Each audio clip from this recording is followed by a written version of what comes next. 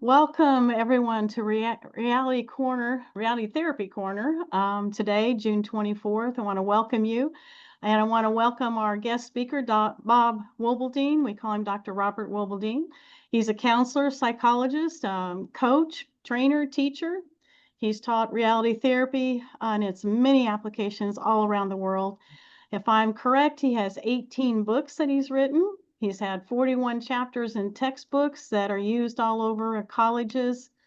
And his mission is to preserve and expand the legacy of Dr. William Glasser. So his first certification week was in 1975, and he was appointed director of training to the Institute from 1988 to 2011. We are so thrilled to have you, Dr. Bob. It's all yours.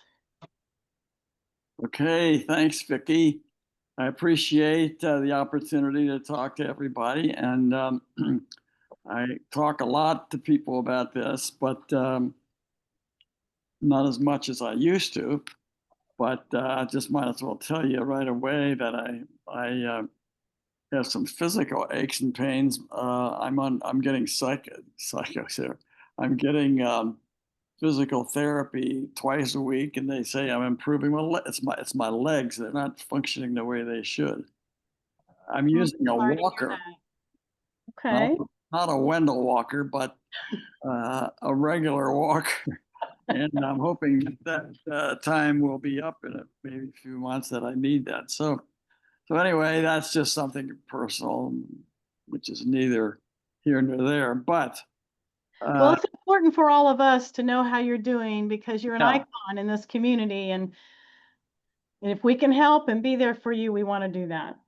yeah, I was planning originally, Sandy and I were going to LA for the conference, but I decided I don't want to wrestle around with hotels and with airplanes and getting in and out of cars and stuff. So we decided not to go, but then we were going to be on uh, uh, the screen, and that was going to be a nice way to contact people. But that's all changed, right? So what I'd like to do is talk about certain different sections, and with each one maybe having a beginning, a middle, and an end. And the first thing I'd like to talk to you about is what do you think the legacy of Glasser will be? Now, you don't have to answer that, but I mean, that's what the first part is.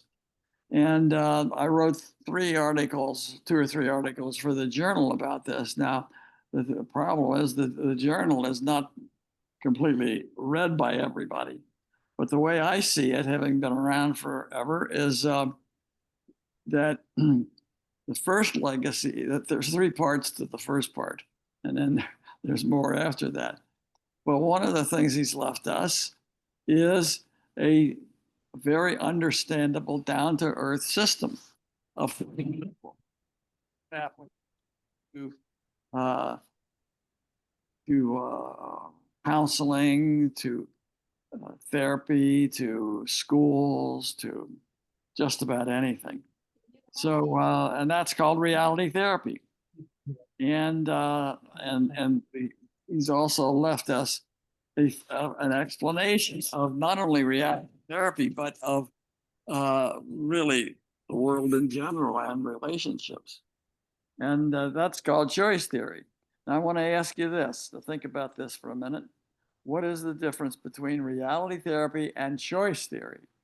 I'm glad you asked that question. And Sandy's out in the kitchen laughing. So I guess she laughs at me a lot. And but reality therapy and choice theory, it's like the train and the train track. You need a train and a train track if you're going to travel anywhere with that modality. You need a train to get there, a vehicle, and you need a track to one without. Oh, I mean, you could find a use for them, but you get my point. Which, I told you. Okay, Wendell, I need to mute you. You're not getting it through your skull. Okay. Okay. So you need both.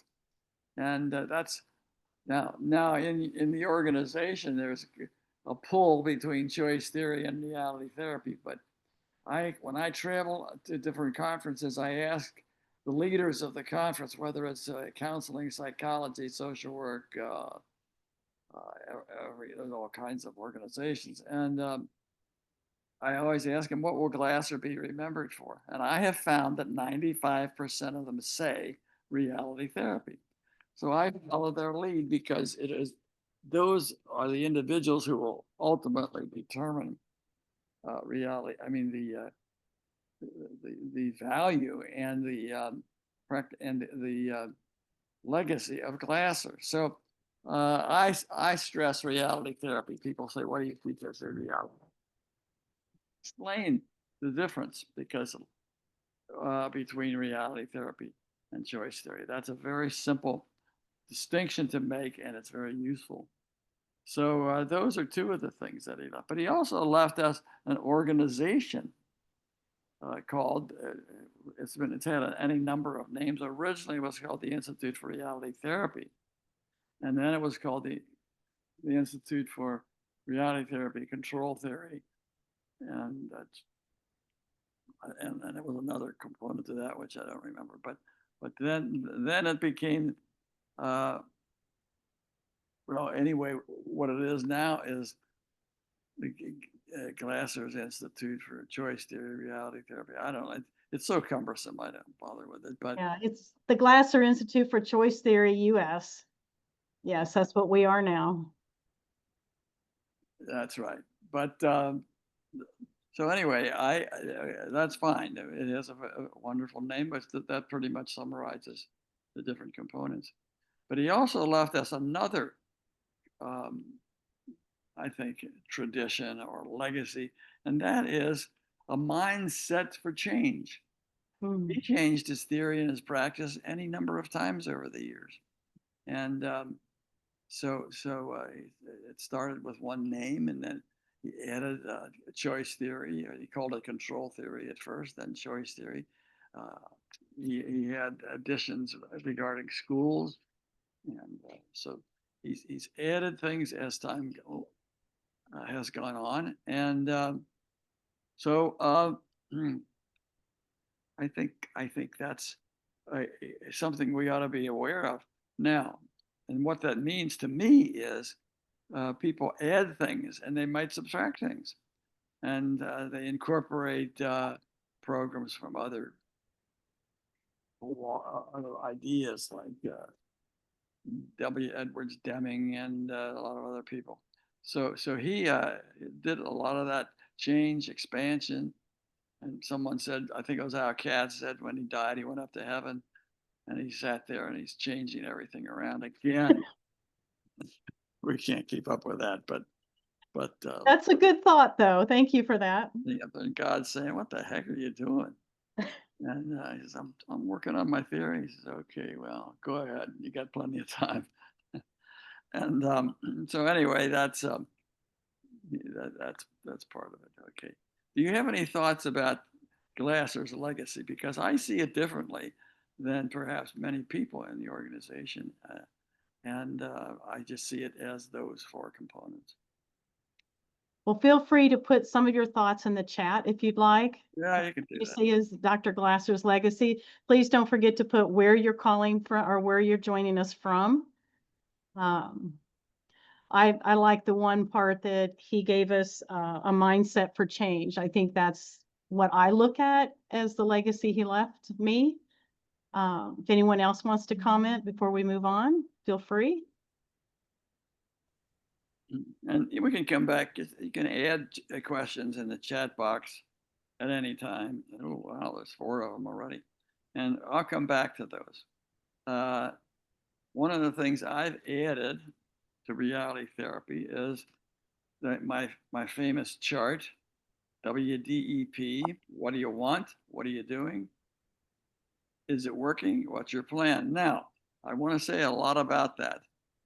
That's a teaching tool. It's not the only teaching tool. but it's a teaching tool. And I see this as a very flexible system. And so that's what the letters stand for. But there's more than those letters. It's people say, oh, that's only 4 questions. Well, if counselors have 4 questions they can ask, that to me is a lot. That's a lot more than a lot of questions. I mean, a lot of people have. I go to a lot of online training from different groups, and even the stars don't have those questions. I mean, the swells, the founders of theories and things. So if you have that, and if you can teach that thoroughly, you're teaching some very powerful interventions in the area of counseling. But each letter stands for a lot more ideas than 4 questions. If you can see that chart, W stands for getting a commitment. What do you want out of this, and how hard you want to work at it, how hard you want to work at making some changes in your life, and or living up to somebody else's expectations, like the cops, the judge, the court, your spouse, your friend. Dr. Bob, is the chart showing on the screen? Yeah. Okay, thank you.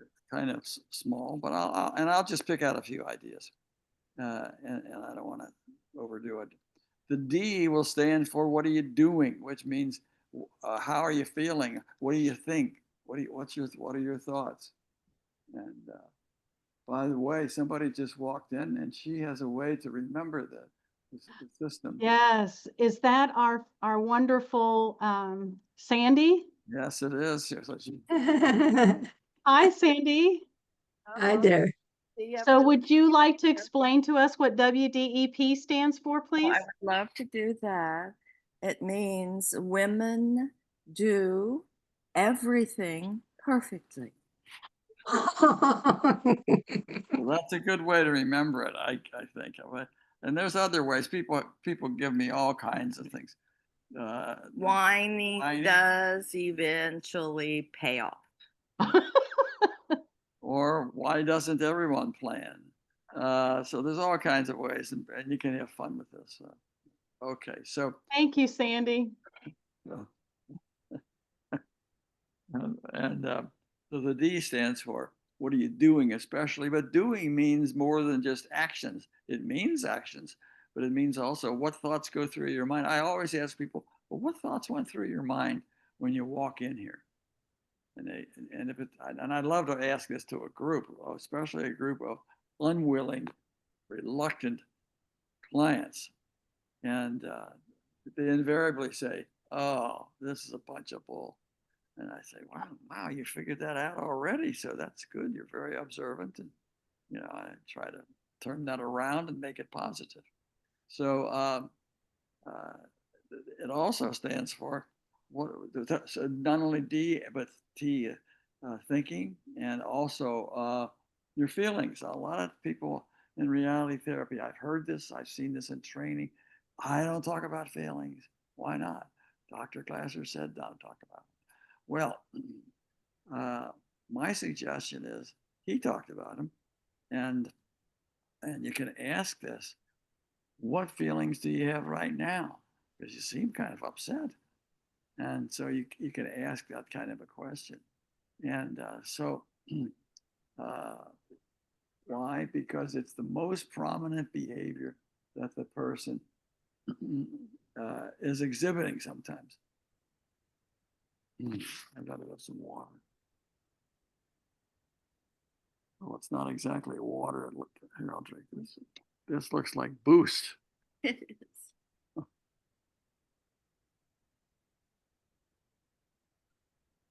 Okay. Good old Boost. And that tastes kind of old. But anyway,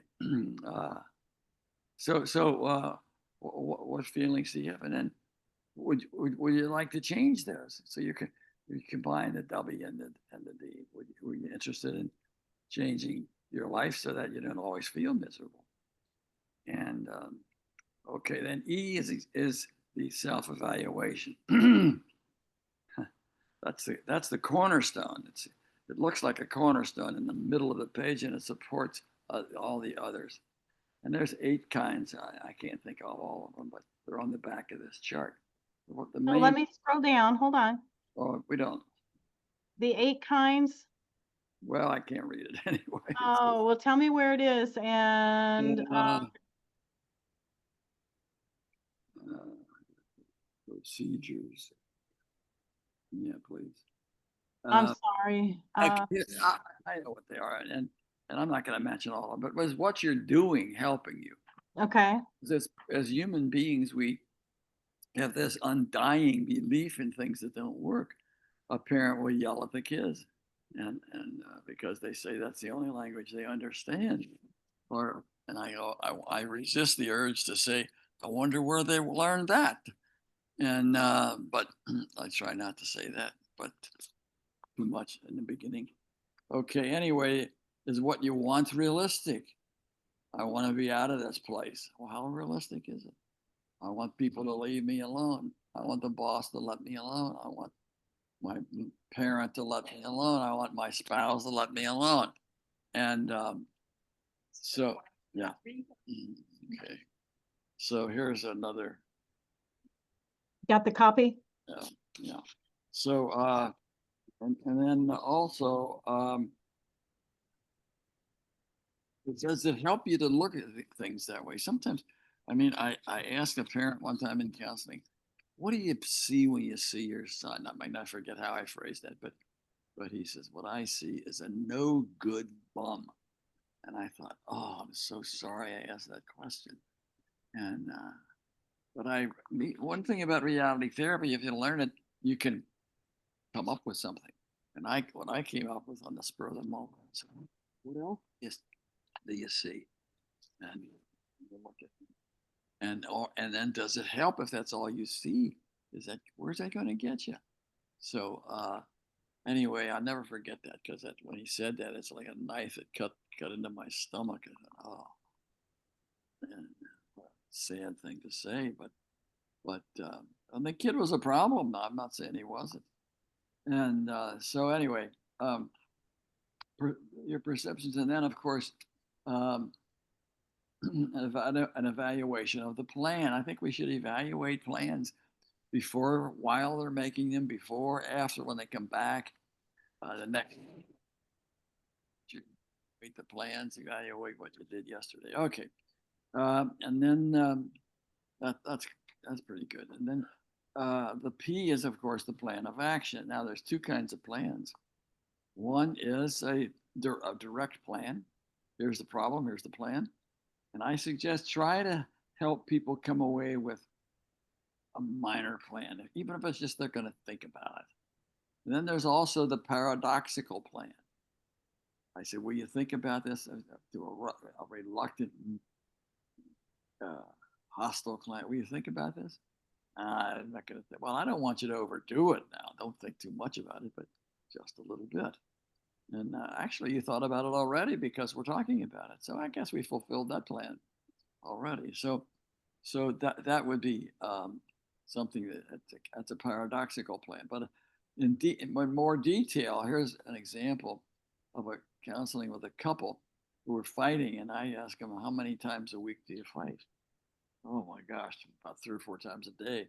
And then, well, if you fight one more time, is that going to make anything any better? Or this is a paradoxical plan, which is, I think you're going to have a rough week this week. I think today's Monday. I think you're going to have a real rough week, and probably about Thursday you're going to have a real fight. I mean, it's going to go on and on. And then what time do you think you'll have that fight? So you try to pin them down to a very negative plan. And invariably they come back and they say, you were wrong. We lasted till Friday. How you do that? But we did have a fight on Thursday, which was worse than the other ones. So in either case, you see what's happening? They're gaining control of their behavior. So you chose to have this, and that's where you can introduce some of the language. I don't like to overdo the jargon, but I like, well, it seems like nobody forced you to fight. I mean, sounds like you did that on your own. No, I guess so. So you're, no matter what you're doing, you're teaching them indirectly. And that's a lesson I'd like to get across, that in reality therapy, we teach, but we teach oftentimes indirectly. So you chose to do that, and nobody forced you to do it. And so if you chose to do it, what else could you do? Could you choose not to do it? As you did the first 3 days, you chose not to have a fight. Okay, are you with me on this? Raise your hand if you're off Yeah. with. I like the concept. I've got a couple comments. Rena had mentioned that she teaches the WDEP to all of her clients early on, and it seems to help facilitate the process because it really clicks with them. Okay, good. You can teach this anytime. Just watch out and see if the timing is okay. Yeah. And you just have to guess on that sometimes. Okay. Anybody else? Okay, now I don't. If I have time, I'll come back to the lower rectangle. The lower rectangle is where we build the relationship, but and there's a dotted line between the lower rectangle and the upper because there's no hard and fast rule. It's not like, well, we're going to build a relationship, then we're going to do reality therapy. No, they go hand in hand. Okay, so So Dr. Bob, I have a question for you. yeah. When you go back up to self-evaluation and you have the arrows, you have 4 going to the D and 3 going to the W. Can you explain why you put those arrows there? I knew you were going to say that. The arrows mean they look back because that's what we're self-evaluating. We're self-evaluating the W and all the subcomponents of that. We're self-evaluating D and the subcomponents of that. Does it help you if you get angry with your family? Raise your voice. Does it help you if you skip school? Okay, so and if you're counseling people now, criminals, well, you got a lot to help them self-evaluate. I won't get into any politics here, although I feel very strongly about the politics, but it's best to omit it here. And then you do the self-evaluation of if it says I'll try to do better.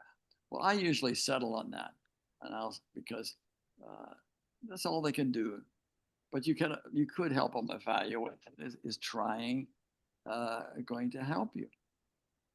If you're on an airplane and the pilot says, "I'm going to try to land," well, that's not quite firm enough. You'd like a more firm commitment. So those are some of the reasons for the arrows. I put 7 of them in there, I guess, because 7's a perfect number. Okay. Okay, so It's a great reminder to go back, and it's okay to go back in this session. yeah, just like concept. when you practice this, these are listed WDEP, but I know a guy, he used to start off his counseling with a new client, and he'd say, well, a guy would come in and sit down and he'd say, what's your plan? I mean, I thought, you could at least learn their name. And so there's no absolute rules here. It seems like when you explain it, they seem like sequential steps and all that. They're not steps. And they're not sequential. They're only explained sequentially. So please keep that in mind. And so there are direct plans, and then there's the indirect or paradoxical plan, and so that's something to keep in mind. There's all kinds of stuff written on paradox, and so there's these 2 things, and then I just ran across. I was reading somewhere, and has anybody ever heard of the Stockdale Paradox? No, tell me about it. Raise your hands if you've heard that. Nobody's raising their hand. I don't think so. I can explain it. What is this thing? Well, So anyway, go ahead. what is that? Stockdale Paradox. What is that? Well, I'm going to explain it, but what's this up on the screen? I don't know. What are you seeing right now? Looks like I don't know. It's too small for me to read. Like an Joe, I'm evaluation going to point. ask you, what do you see, Joe? It looks like a chart with 4 columns. Yeah. Relates to doing an intake. Oh, Okay. So something happened to my computer and that popped up. Now what are you seeing? Still the same thing. It looks like it's maybe a government document. It is, and I don't know why it's popping up. Yeah, related to equal opportunity and affirmative action. Yep. So I'm going to stop sharing and start sharing again. But somehow that got wiped out. I don't know what happened. All right, now what do you see, Joe? it's short. Okay, Yeah, we're back on the cycle of counseling chart.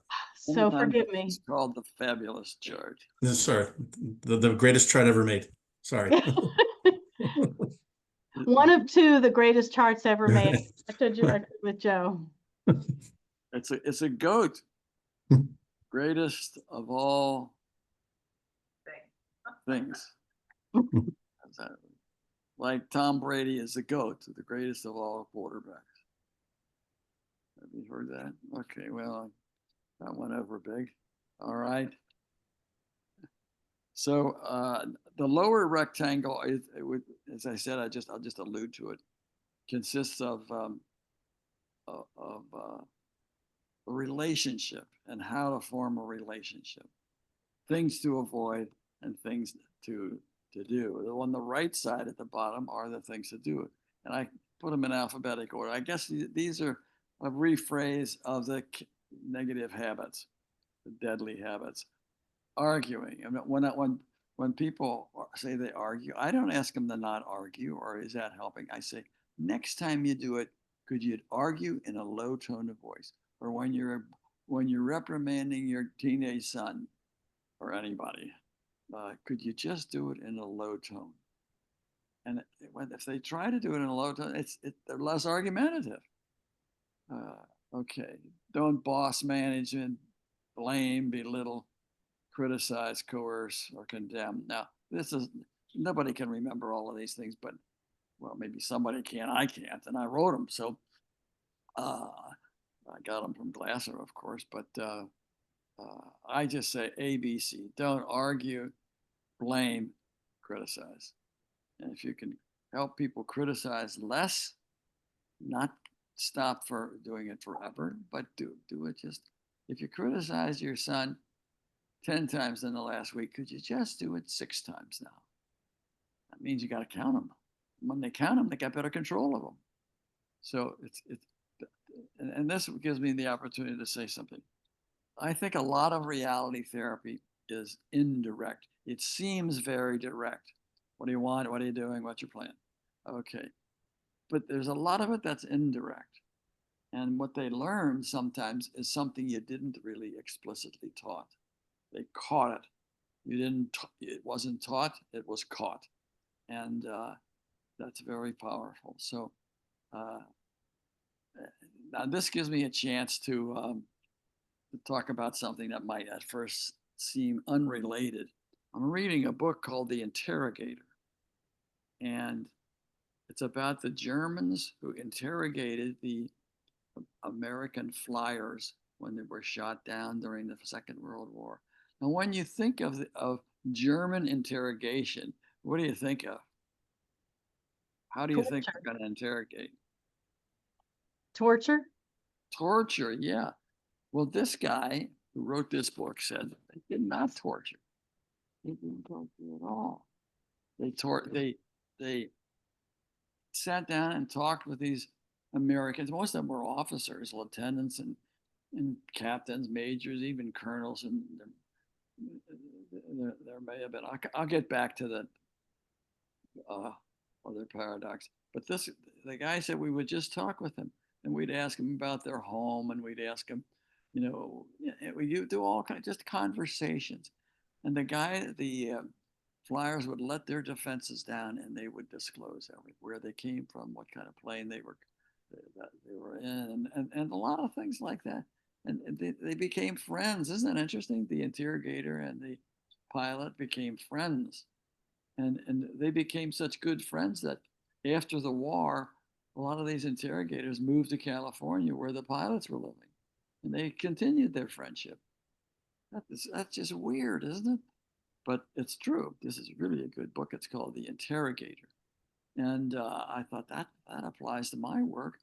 So I do a lot of demonstrations. I did one on a class the other night, and there was this tough customer. He was really tough, and I just did that. I said, I'm going to try this. And I know we do this to some extent, but I never did it to the extent that I am doing it now. And yeah, Sandy just mentioned after the class, what was he doing? He was on the phone with his mom, so excited. Yeah, he was on the phone with his mother, and he was so excited about reality therapy. I thought, did I do reality therapy? I did reality therapy because that's part of the environment, is to establish a relationship. And then he talked, and as he talked, he dropped little hints.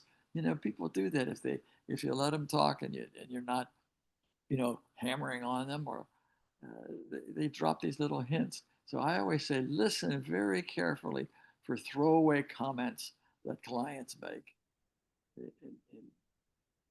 and you can respond to that, and comments that they really just kind of slipped out, and listen for what was said, and then listen for what was not said, as these German interrogators did. They would listen for what was said, and they'd listen for what was not said, and they got all kinds of information from these people, and now and they would of course use it, but the point is that we can get into the discussion of warfare, but all these pilots were required to say, according to the Geneva Conventions, was name, rank, and serial number. And before long, they're telling them everything, and probably not secrets, but.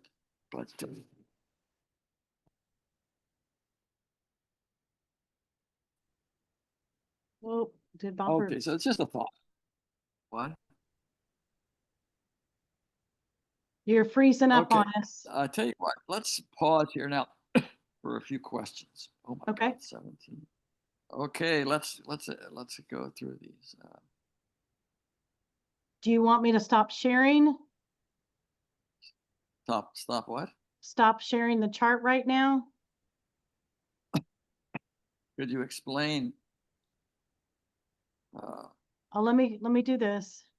Well, what you explain what a 4-act is. Oh yeah, that's for parents. 4-act. Don't argue, don't criticize, and I forget. T. It's been a while since I taught this part of the chart. So Dr. Bob asked for Yes, spend questions time or together. comments. Pardon, what? Dr. Bob asked for questions or comments. So who would like to start? Well, that's a good question there. What is the 4ACT? That's for parents. Affirm their feelings. I understand you're disappointed you didn't get into play. Don't say, well, there's another play coming down another time. Just affirm their feelings. It doesn't take long. Accept them as they are. Show affection, especially a parent. It's simple ways. They lose the game, put your hand on their shoulder, whatever you do. Oh, I don't want to touch him. He's so miserable. Well, that's all the more does he need it. And C is conversation. You can talk about the WDEP. Talk about it with them. What did you want to have happen? Your kid comes home from school, is crying, and got into a fight and got punished and everything. Instead of re-punishing them, how about just saying, well, what did you want to do? And what was the purpose of fighting? Rather than, well, what happened and who's to blame? Okay, and then T is for parents also time together. You know, Glasser talks about quality time, time spent together when you're not doing these deadly habits, when you're not doing the part on the other side of the chart. And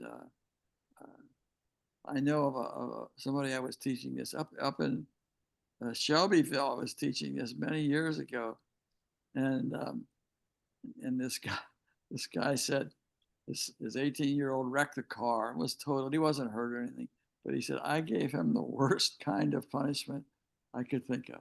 I said nothing. He said, I figured that's part of growing up. That's part of being a father. That's part of buying a car. It's liable to get wiped out. And he said, this kid was walking on eggshells for a month, waiting for the hammer to drop. He said, I never did drop it. He said, and the kid became, you know, more friendly and all that kind of stuff. So he knew he did something crazy, the kid did. So he said, I said nothing. I said, oh man, what restraint. And so these are just ideas. They're not written on stone or what is a tool I can use if I wanted to do a research study? You So know, Dr. Bob, let me ask again. A is affirming feelings, oh yeah, and C was what again? Conversation. Conversation. And Yeah. then the T was time. time spent together. Time spent together. Okay. Yeah, I mean, a little time when that kid is hurt and disappointed and angry, just a little time spent together and listening to them talking and without coming back with answers. Okay, Rasha from the Middle East has a question for you, Dr. Bob. sure. What is the tool I can use if I wanted to do a research study for RTCT? Yeah, I Can she email you? think maybe email me. But I think I use these in my doctoral dissertation. I mean, so they're pretty old, but they're still around, I think. The Gordon Personal Profile and the Gordon Personal Inventory. Those are pretty good instruments. Yeah, they're simple, they're easy to score, and was it Gordon? Just look up Gordon in a research book, or look up personal relationships, tools for personal relationships. You're not going to find one geared specifically to reality therapy. There may be, but for a research study, you may need something that's standardized, validated, etc. But you know, you can make up your own. That's another thing. Make up your own survey of 10 questions. And Rasha, we also have a research committee that if you'd like, I can get you connected to them. yeah. I used to be on that committee. I wonder if I quit. Hey, Vicky. Yes, sir. Any other question? Wendell, go ahead. Yeah, I never ended up using it, but there's a Nowicki Strickland locus of control 50 questionnaire.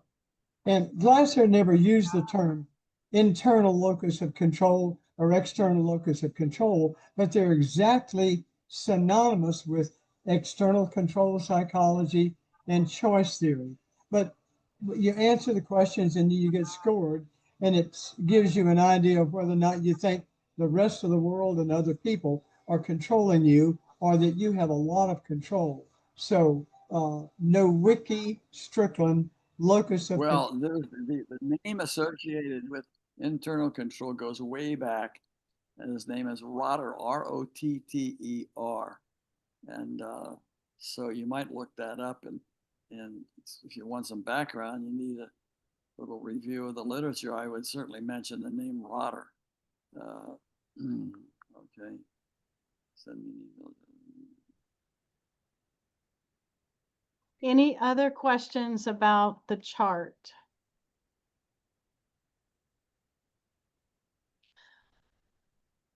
Dr. Bob, forgive me, but did you talk about the trust, hope, and the 3 Fs? Well, yeah. You're trying to build trust. with your client and with your family and with your boss and with your whoever you're using this with. And it has, as I mentioned earlier, unlimited applications. So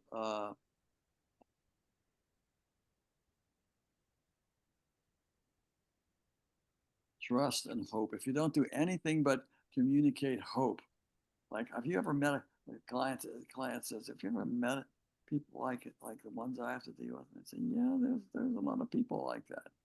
And well, what do they do? Well, they figure out a way to work with them. You know, just let it go at that in the beginning, and that's what you're here for, is to figure out a way to work with those people.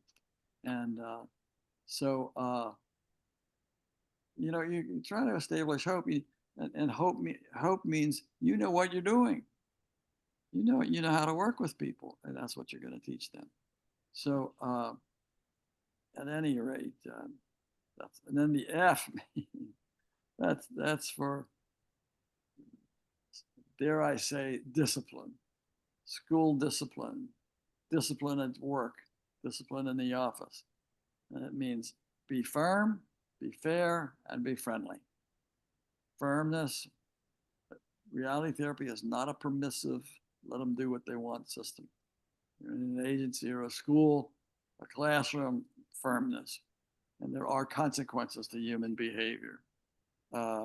Fair, treating people fair, and that doesn't mean treat them all the same, but sometimes it does. But generally, you treat people fairly, and they may not think it's fair.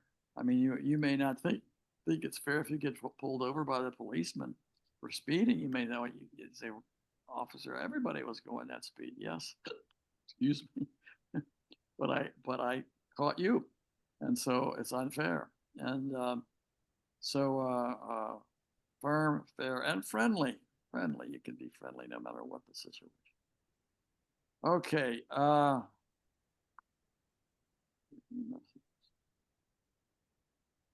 Everybody wants phone numbers. Do you have time to talk about paradoxical Yeah, counseling? I can do that next. Okay. Two kinds of paradoxes. Oh, I was going to mention the Stockdale Paradox. Yes. Stockdale, James Stockdale, actually, I had his son in a workshop.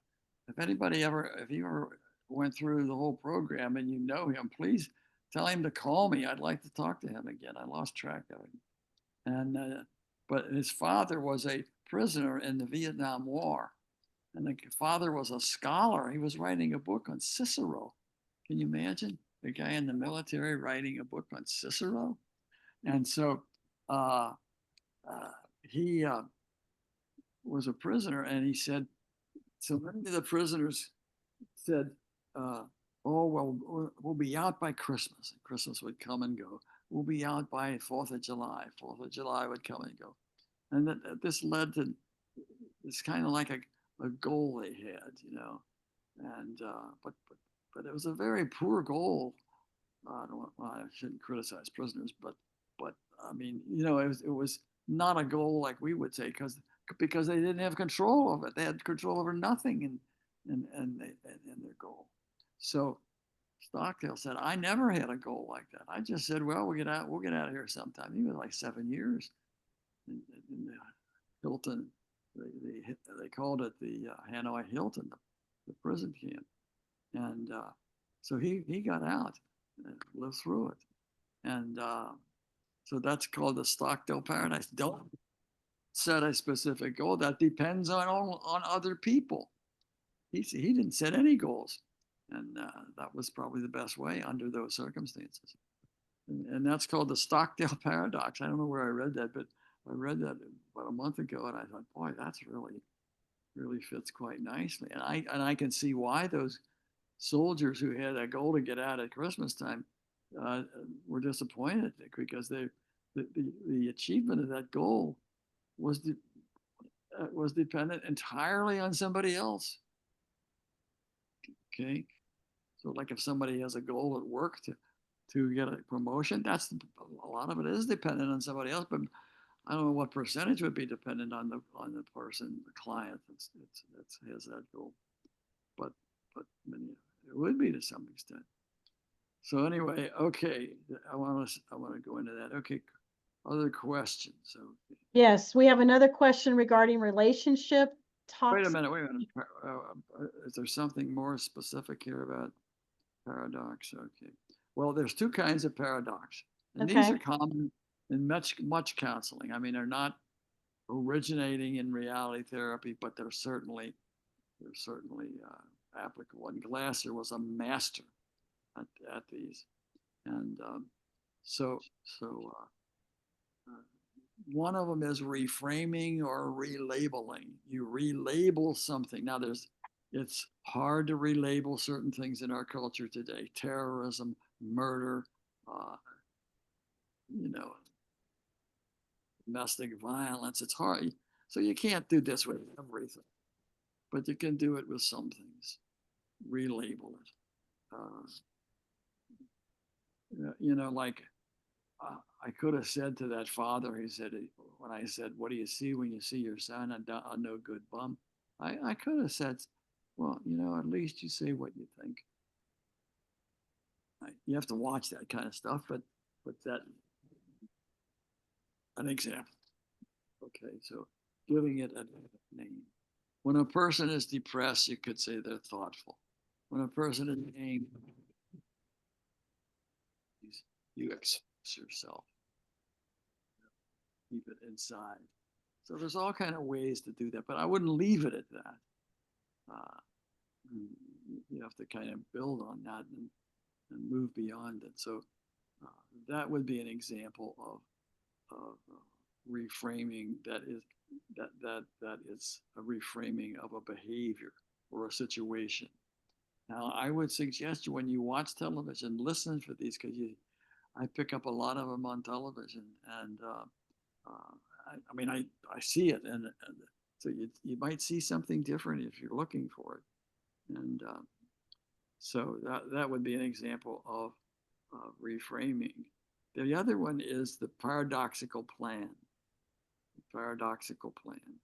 And here is an example of that. The person has an anger problem, and you suggest, what I would ask you to do is sit in a chair for 5 minutes when you're not feeling angry and crank up the anger. Just try to get as angry as you can. And you got to watch these things, because if a person is violent when they're angry, you wouldn't do it. You would never do any of this if there is danger of harm, or you wouldn't encourage a person who's suicidal to sit down and think about suicide for a half hour. No. And you encourage them to think about um, some successful behavior they could have. So that's the idea of the paradoxical plan and the more direct plan. For example, if I'm sitting around in my terrible condition, did I tell you about my condition? Yes. So it's not as bad as it sounds. Oh, that's a good one from Mark Twain. He was talking about Wagnerian music, and somebody, and he says he says it's really not as bad as it sounds. So that would be a good Mark Twain-ism. Okay, any other questions that? Yes, Dr. Bob, there was another question. Let me get it here. Oh, where did it go? I had it saved. Regarding relationship toxin E, encourage excuses. What is reality therapy's approach to dealing with clients' excuses? And we have about 7 minutes left. Fine. Okay, well, I would, depending on the situation, see, these are out of context, but it depends on the situation. And okay, so client, I heard you say that the reason you don't get up in the morning is this and that. And I noticed you have 4 or 5 reasons for not getting up, and I noticed there's one more person that's absent from that list. And the guy says, well, yeah, I know, it's me. So instead of saying all those excuses, you stayed up too late and there was noise and no apartment building and all that. So how about just saying I chose to do it? What if you did that? Can you practice it now? Say I chose to oversleep. And I didn't choose. Well, just try for the sake of hearing those words come out of your mouth. So you can do this with empathy, always with understanding and empathy. And I mean genuine empathy for that person's plight, because people have rough times these days. They always have rough times. There'll never be a lack of clients or people that need help, whether it's in school or whether it's in an office. You look around in your offices and ask yourself, is there anybody that needs a friend? Is there anybody that needs somebody just to be nice to them? And so that's all under environment, is be nice. I counseled a young woman for years, and she's dead now, but I didn't have anything to do with that. But she would get out of control, and she had an illness that helped with physical, partly physical, partly mental illness. And so I said, let's make some rules. And she wrote down 3 rules. 1 is be nice. 2 is lower my voice. And 3, what was the third one? The third one was don't criticize myself, because she'd do something. I mean, I was over her house talking her out of using her knives on herself and her family more than once in the middle of the night. That was a joy. And but eventually she became, it took years, but she could manage her own life, let's put it that way. And I thought that was really quite a success. And I know I don't take much credit for it, but I'd like a little, I'd like 5% maybe. But she did it. And so okay. Any other questions? I don't have a question, but Rena put in a comment in the chat that it was actually the paradoxical intervention that brought her to choice theory reality therapy. There was a chapter in her textbooks about RT, and she used the method in her final residency role play. And it was really a shock to everyone, especially the quote client, who actually forgot she was acting and slipped into talking about herself. So great experience and exposure prompted her interest. Thank you, Rena, for that. Who's that? Who said who? Rena Hoskins. Rena Hoskins. Okay. Well, Rena, I'd love to talk to you more about that if you want to give me a call. And giving me a call, by the way, is better than email. Email is God's punishment for the sins of my youth. Yeah. Yeah. And no, if you want to email, it's okay. I'm okay. Just call him and say, hey, there's an email. Will you go find it? Right? Yeah, I think that's what I do. that happened. People call and say, did you get my email? Yeah. Dr. Bob, there's a link in your email for the Zoom call today. Could you please open your email? Yeah. Yes. So anybody have any other questions, comments? We're coming up to about 5 or 6 more minutes left, because we start on time and end on time to respect people's time. I also want to remind you that there are CEs. If you need a CE, please text me or email me, and we can get you the forms to apply for CEs. I want to let you know that our next RT Corner meeting is with Rita Mercer. She's a counselor out of Ohio, and she has a topic for us that I think is just very interesting. Who am I? Discovering your true self through choice theory reality therapy. And this is going to be for adults looking for healthy relationships with self and others. Please remember that there is a tribute for Dr. William Glasser in Los Angeles, California on July 17th. You can join in person or there will be an online option, and you should be receiving those emails through our MailChimp. So please register as soon as you know that you want to attend. And if you're not sure you're going to attend by virtual, please go ahead and sign up so we can at least send you the link in case you can. We'd also like to remind you, we have faculty meetings once a quarter. And if you are interested in becoming faculty or you are faculty, please join us for those conversations. Our basic, advanced certification and faculty trainings are very strong right now. So we're encouraging you, if you want to go to get a basic training or to further your training, please reach out to us. I think Sharon Carter Jackson was on the call earlier, and she's not right now. I just looked at everybody, but she's our training coordinator, and we've got some trainings going on, especially in Los Angeles. So those are kind of my announcements. Rena had one. She put it in the conference about the LMU tribute. So we're going back to the campus that Dr. Glasser worked on a number of years ago, and we have to give thanks to Bradley Smith, who's worked with Dr. Glasser and at LMU, and they are organizing this and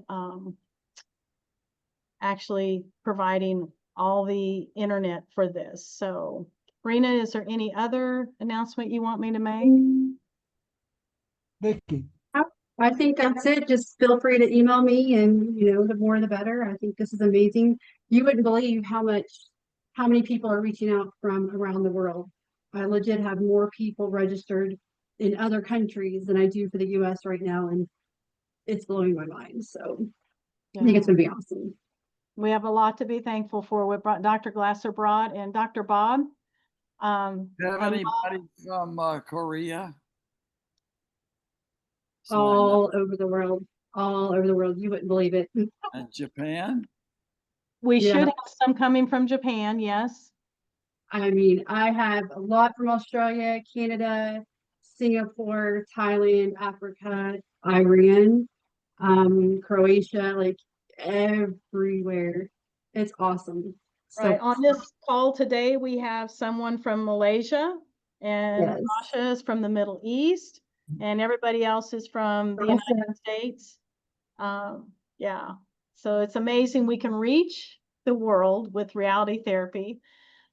If you are interested in being in a committee, even our reality therapy counseling committee, please email me. I'd love to have you part of that committee.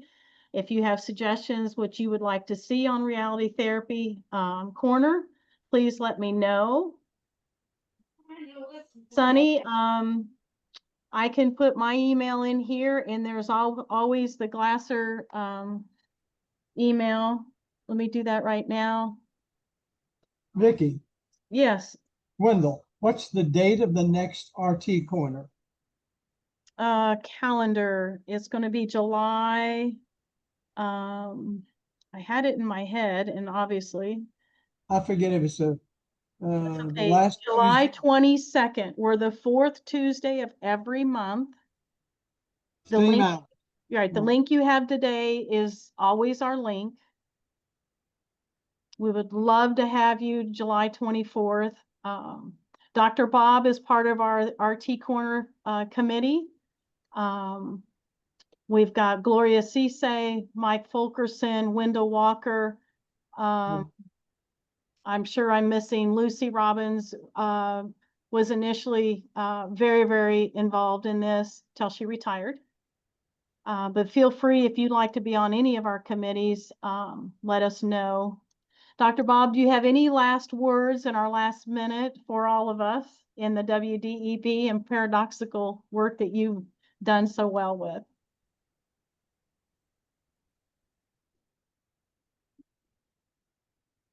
We can't hear you, Dr. Bob. I don't know what happened there. Oh, can you hear me now? Yes, sir. Okay.